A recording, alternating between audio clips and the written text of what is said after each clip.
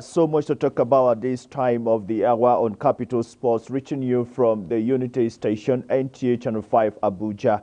I remain Abdullahi Ajia, who will be your guide on this seat this afternoon. And don't forget that this program is usually a participatory one where later we'll be giving you the opportunity to be part of whatever we're going to be looking at on this show. And later, our guest also will be part of what we will be saying, looking at the analysis and also looking at the talking points as far as some of the hottest happenings are concerned in the world of sports. But at this moment, we'll urge you to fasten your seatbelt while you relax to be part of this discussion in the next 30 minutes. But for now, let's go on a short break, and when we return, we will look at what we have for you today.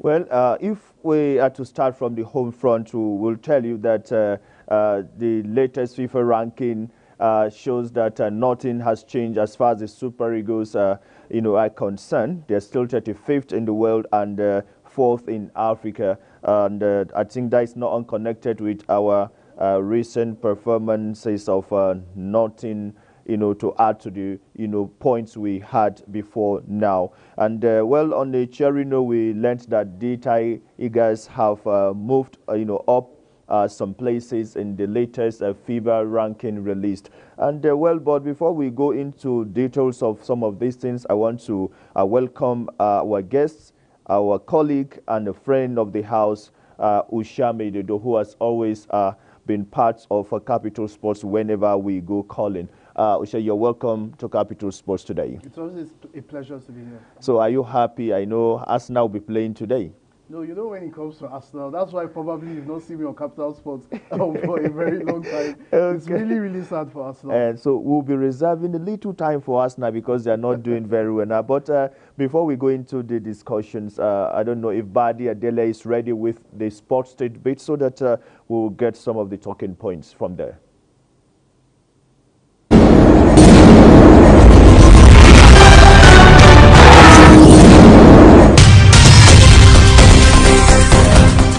Hello there and welcome again. Now let's go on a quick ride round the world of sports in 240 seconds. The impressive performance of Nigeria's D Tigers at the recently concluded AfroBasket qualifiers in Rwanda has helped them move up in the latest FIBA ranking. According to the new ranking, my Browns men, who were 23rd, have moved to 22nd in the world and first in Africa with 433.3 points. Angola, Tunisia, Senegal and Cote d'Ivoire join Nigeria in Africa's top 5, respectively.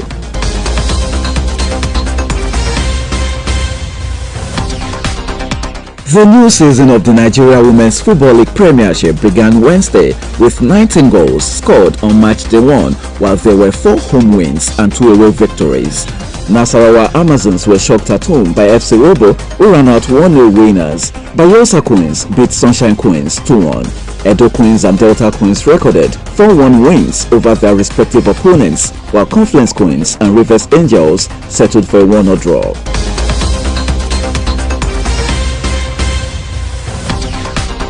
Nigeria's Flying Eagles' hopes of qualifying for the second round of the 2020 WAFU B Under-20 Championship now hang by a tiny thread as they lost 1-0 to Ghana in their second group match on Wednesday. Ladamboso's men will now have to wait for the result between Ghana and Cote d'Ivoire, which will determine if they will qualify for the semi-finals. The draw for Cote d'Ivoire will end Nigeria's dreams of qualifying for the Under-20 Africa Cup of Nations.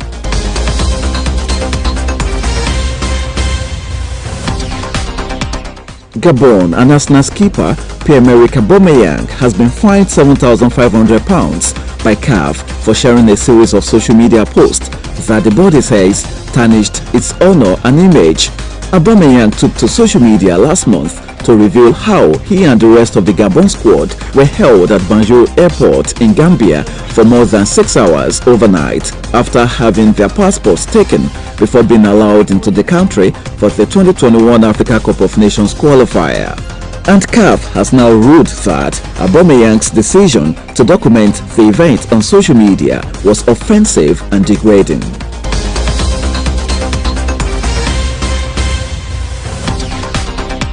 The lineup for the last 16 of the UEFA Champions League is now complete after the conclusion of the group stage. 4 teams each from Spain and Germany qualified, with 3 teams each from England and Italy making the cut, while 1 apiece from France and Portugal qualified. 8 clubs including Manchester United, Dynamo Kyiv, Club Brugge, FC Krasnodar, Olympiacos, Shakhtar Donetsk and RB Salzburg dropped to the Europa League.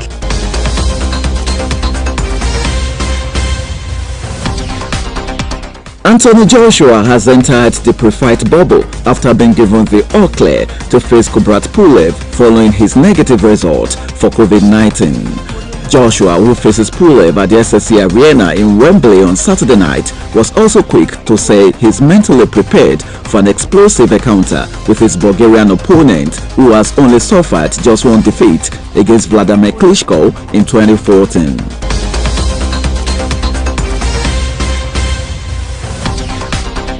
Lewis Hamilton's condition is improving, but Mercedes say they won't know if he will be able to race at Formula 1 season finale in Abu Dhabi until closer to the weekend, with George Russell ready to jump in the car again if required. Hamilton, who tested positive for coronavirus on Monday, November 30, and missed last weekend's Sakura GP, revealed earlier this week that he was back training and was aiming to return this weekend.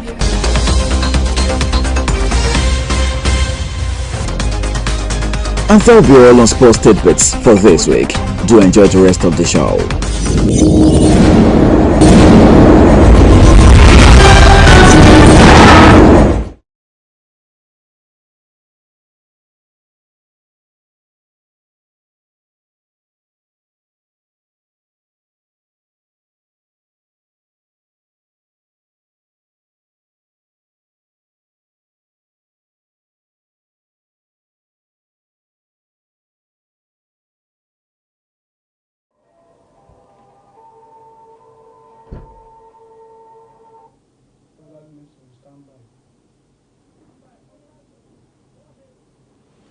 Well, thank you very much, Badia Dele, always on top of his game there, giving us some of the highlights, hottest highlights, I want to call them. Well, so much to talk about, and I don't even know where to start from. But let's quickly look at the latest FIFA ranking. I wouldn't want us to waste much time. I think there is nothing to, write home about too much on that.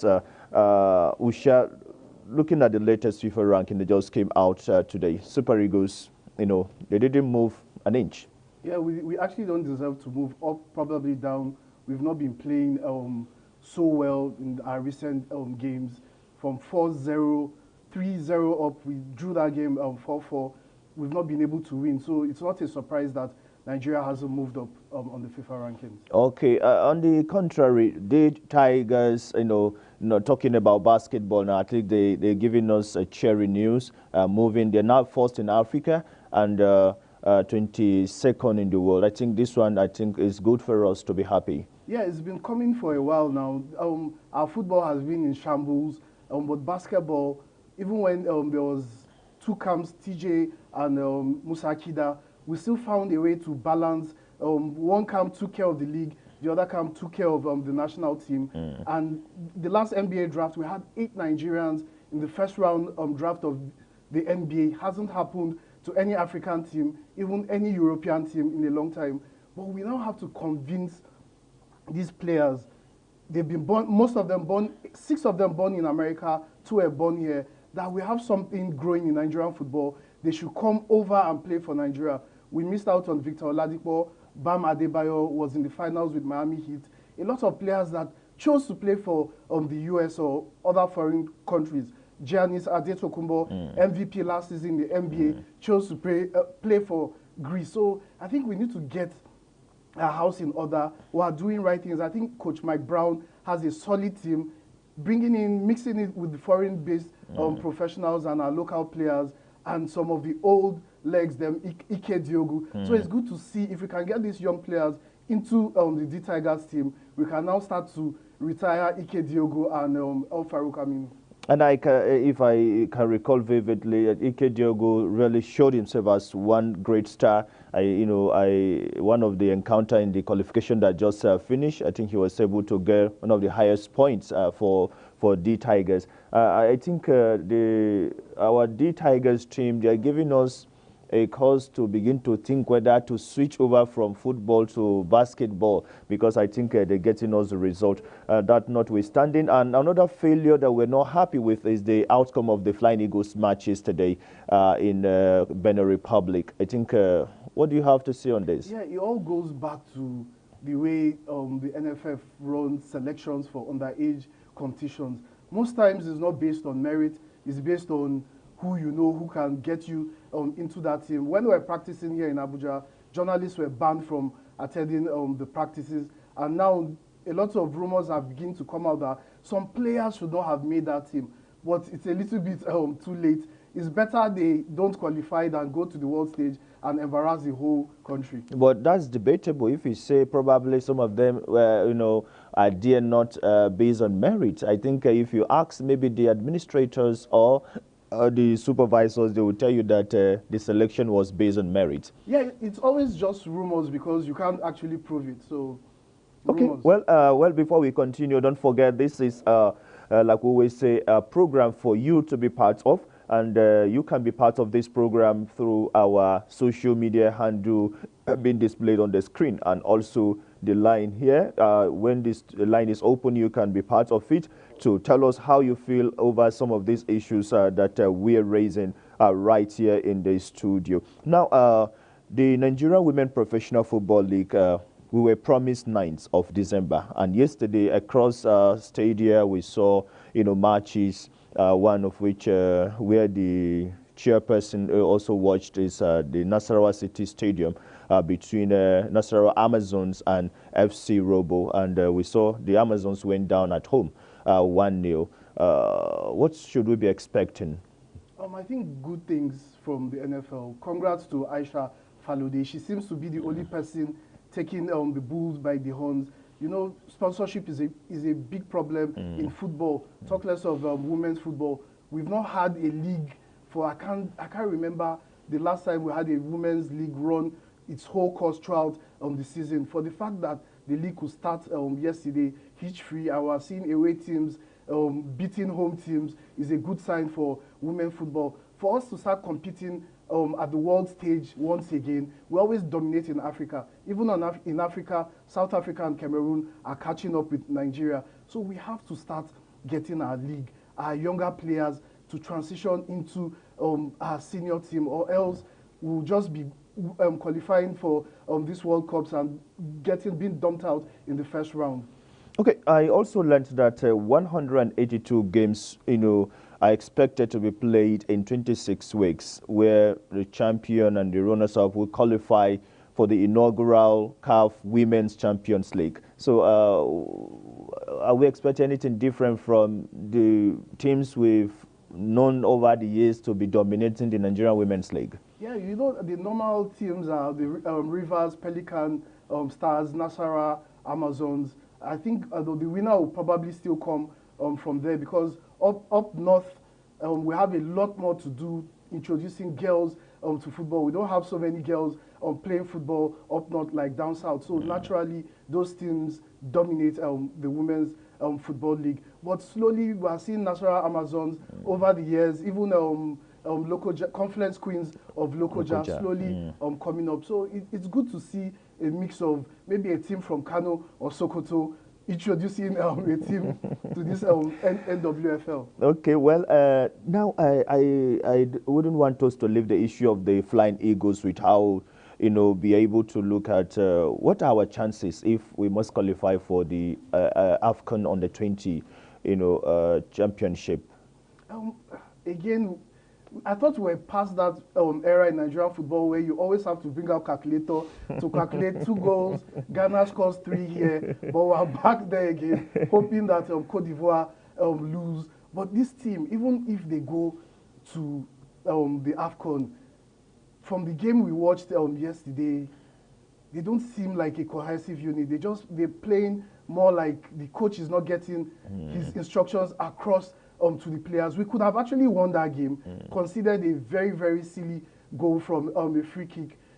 I don't know what's going on. I think the NFF needs to step in. Even if we don't qualify, the NFF needs to step in and build a team, because the under-20 team transitions into the team that goes for the Olympics, and that's where you get the players that will play in the national team. Okay, well, some people are even questioning the moral standard of the NFF in terms of the way it has handled our football over time. People are not happy. Nigerians, we always say, are football enthusiasts. They are diehard as far as football is concerned. But I think in recent time we've not seen that, football that they will be happy over. The Super Eagles, our expectation is usually that, like you say, we always, go back to the issue of calculation. Okay, if they lose by 1 goal to 1 or 2 goals to this, and that is what we have found ourselves as far as the Flying Eagles, are concerned. So we'll be looking forward to see what plays out between Ghana and Cote d'Ivoire, if it's going to favor us to qualify for the semi-finals. Well, it's very, very much unfortunate that we found ourselves at that level. Now, quickly, we saw CAF, throwing fine on Aubameyang, Arsenal and Gabon captain. Do you think that is justifiable? Totally not. Forgetting the fact that he's an Arsenal player, I think Gambia should have been sanctioned. We always do things the opposite way when it comes to African football. I don't know why. This was a qualification match. Intentionally, Gabon was kept at the airport for how many hours? Over 6 hours. Long flight. Most of these players, internationals, coming in. And Gambia went on to win that match. If due to COVID-19 rules, you said the players couldn't enter the country, that should have been sorted out before Gabon reached Gambia for that match. If he needed to be called off or played in a neutral zone, it should have been done. You kept these players, they were fatigued, went on to play, and they lost. You are now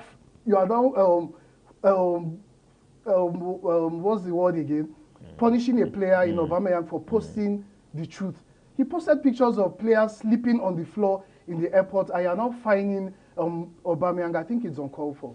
Well, we hope that they resolve that amicably and be able to see reason for the player being crying out, probably to say this is not too good for big boys like them. Most of them are big boys, knowing fully well the clubs they play and what they've been able to achieve over the years as far as football is concerned. Well, we will continue to keep our finger crossed to see what plays out, whether he will pay the fine or whether they will be able to reverse that punishment meted on him. Now, like we said, be a part of this program. Send in your message. Our WhatsApp line is on the screen. You can send in your message if you are not able to get us across to the studio.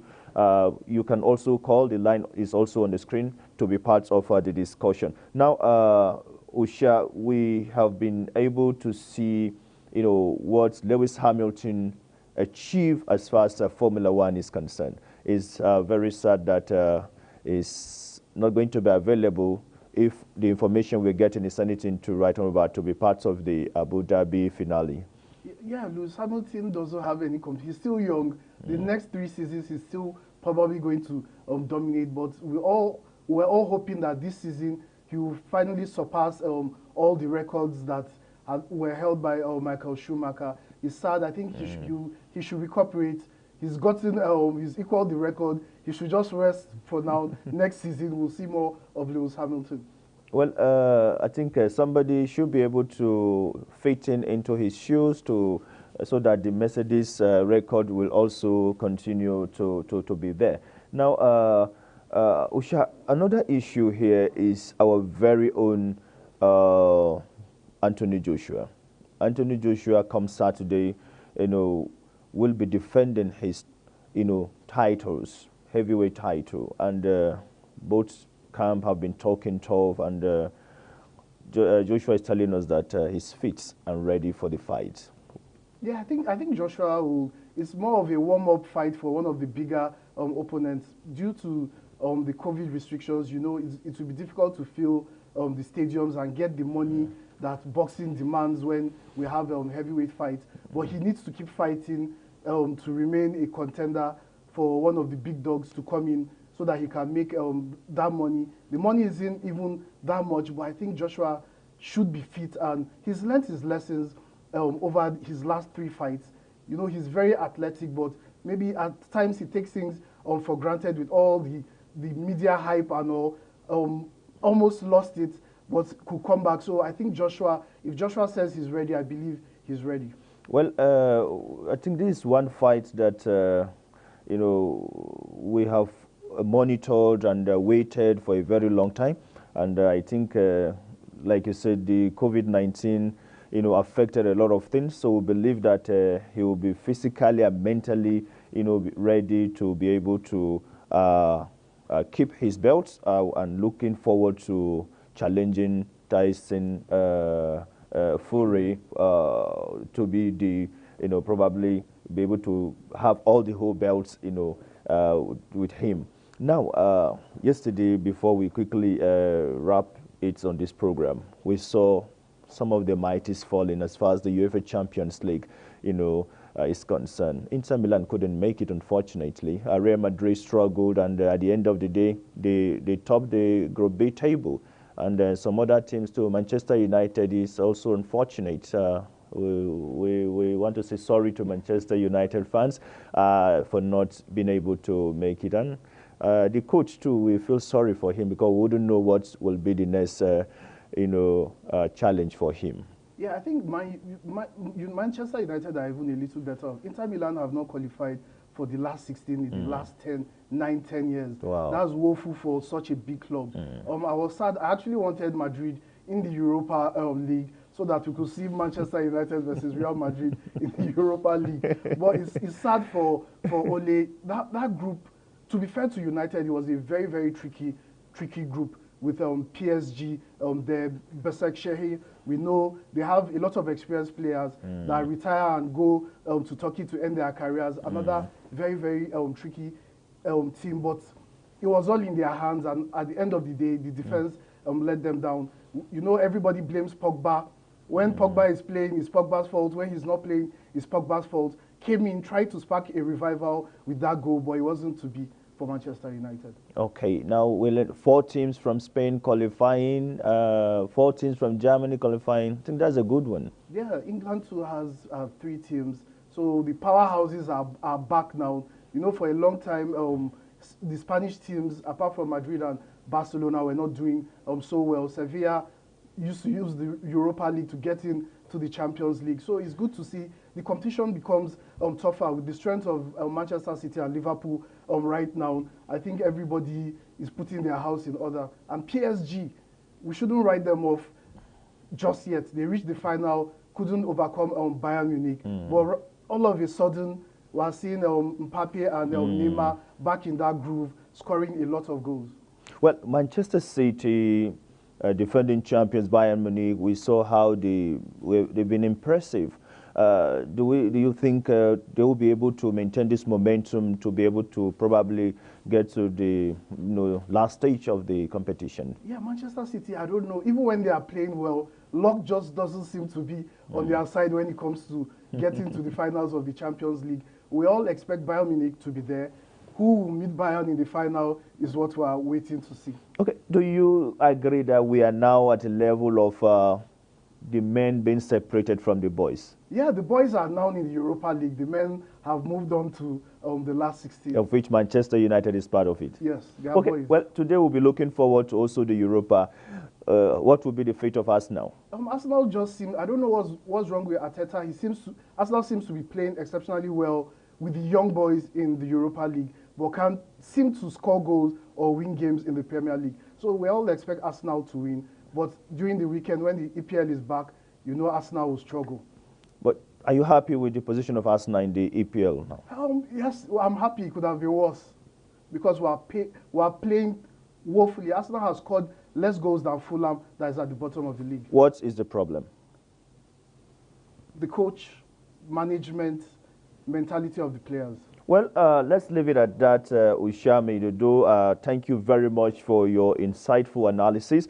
And I believe we've been able to look at some of these issues and, drop some points as far as they are concerned. We've not been able to get any of your calls across, and this is the much time, would have permitted us to relate to you on Capital Sports today from the Unity Station, NTA Channel 5 Abuja. I want to thank all those that have contributed behind the scene to make this program a success, and my super director, Inalegu Kede, has been wonderful with the buttons over there, and Bade Adeleye with the sports tidbits, and the cameramen too here have always been wonderful. Thank you very much for being part of the program. Join us same time, same station next week on Capital Sports. Good afternoon. I remain Abdullahi Ajia.